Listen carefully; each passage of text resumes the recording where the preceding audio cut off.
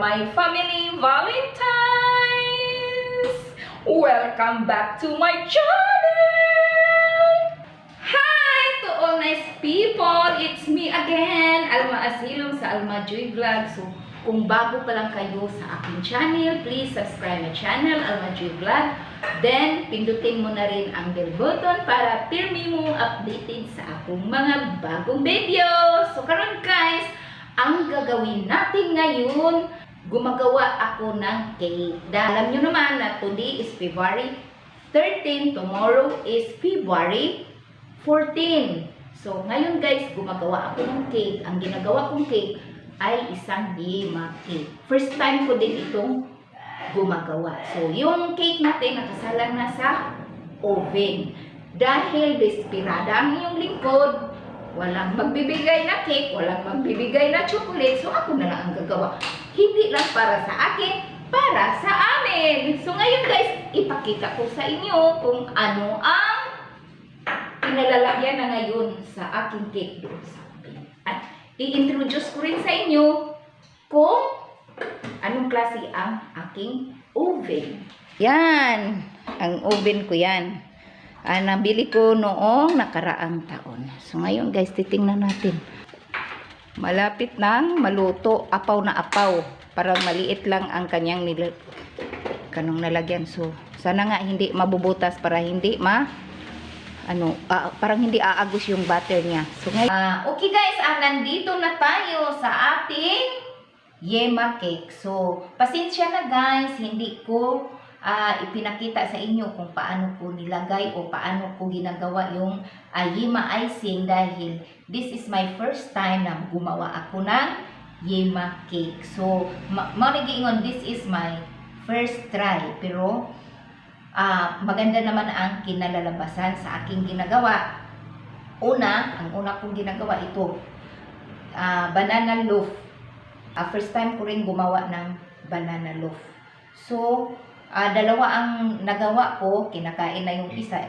Ito para sa aking sister. So, mainit-init pa nga. Ibigay ko sa kanila para sa pang Valentine's gift. So, ngayon, ito na. Sabi ko nga, hindi ko pinakita sa inyo kung paano ko ito nilagay o paano ko ginagawa yung yema icing dahil hindi ko pa kabisado. Siguro sa susunod kong vlog, pwede ko nang ipakita ko sa inyo dahil nagawa ko na nga. Ang ipakita ko sa inyo, ang paglaglagay ko na lang ng cheese. Dahil ito, ilang beses ko na itong pasok, labas sa refrigerator dahil hindi ko nakuha yung lapot sa yema icing dahil first time ko nga gumagawa ng yema icing at first time ko rin gumagawa ng yema cake.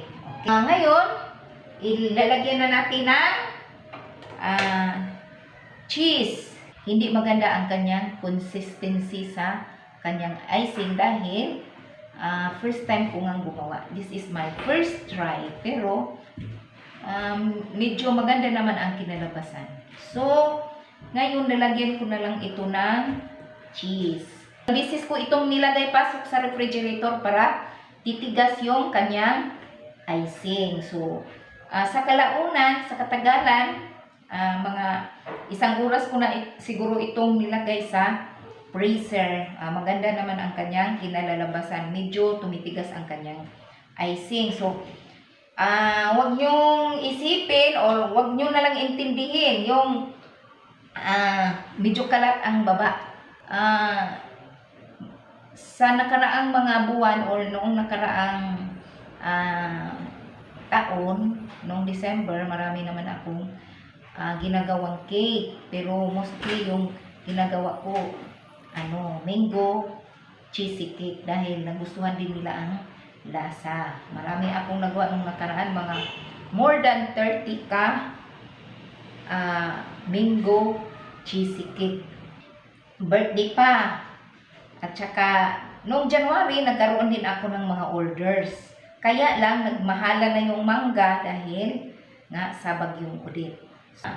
Kasagaran, kung sa Bisaya pa kasagaran, pangkaraniwan na nagkaroon ng order yung kung gagawa ako ng cake, chocolate cake. Choco Moist. Pag laging mayroong nag-order sa akin. So ngayon, nagtatry ako ng Yema Cake. Yema Cake nga. O, Yema Cake nga talaga. Para naman maiba naman, hindi yung lagi na lang chocolate cake. At saka, yan.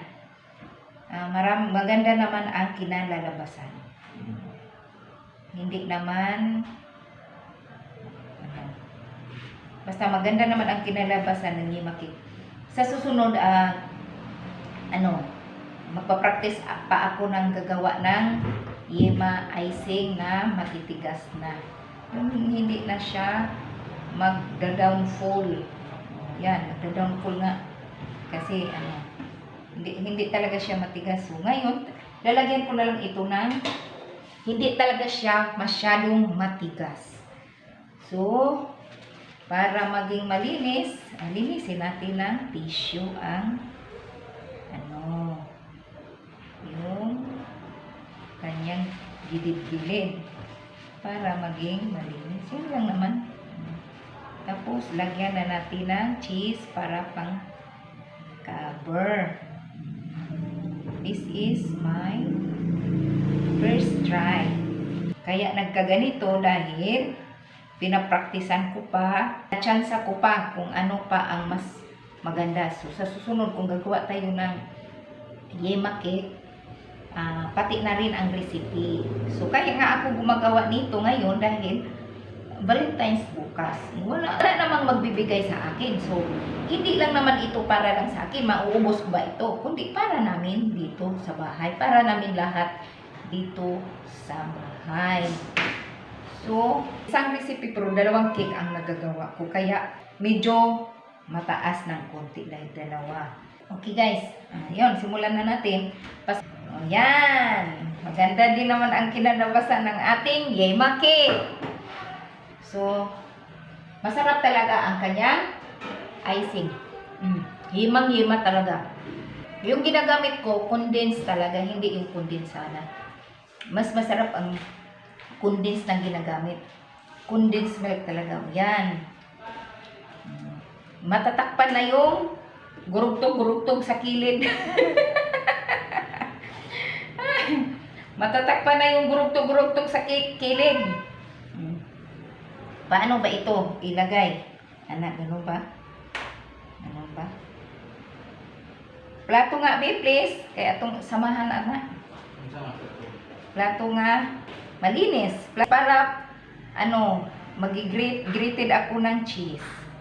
Tapos, ilagay ko dito sa kilid. Yan. Para, anong mas magandang, anong tawag doon? Kaya nga, lalagyan ng cheese sa kilid para matatakpan na yung gurugtog-gurugtog. Ayan. Okay. Thank you. Diba? Samahan ko na sa kilid. Okay guys, yung ginagamit kong butter sa cake, pang lang naman yun, pang chiffon cake. So, madali lang yun yung chiffon cake. Sabi nga ng yung mother-in-law ko, marunong ka nang gumawa ng chiffon cake, ikaw ay marunong ka nang gumawa ng cake, sabi ng mother-in-law ko. Yan ang, yan ang matatawag na natin na marunong ka nang gumawa ng cake, sabi ng mother-in-law ko. Nag-aaral din ako sa TISDA, pero expired na yung ko in situ.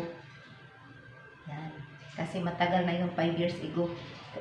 Pag mayroon ka ng in situ certification, 2 taon lang yun, ma-expired na. Noong 2016 pa ako nag-aaral ng cake and pastry. Halos nakalimutan ko na lahat. Kaya ngayon, ito na ang ating homemade Yema Cake.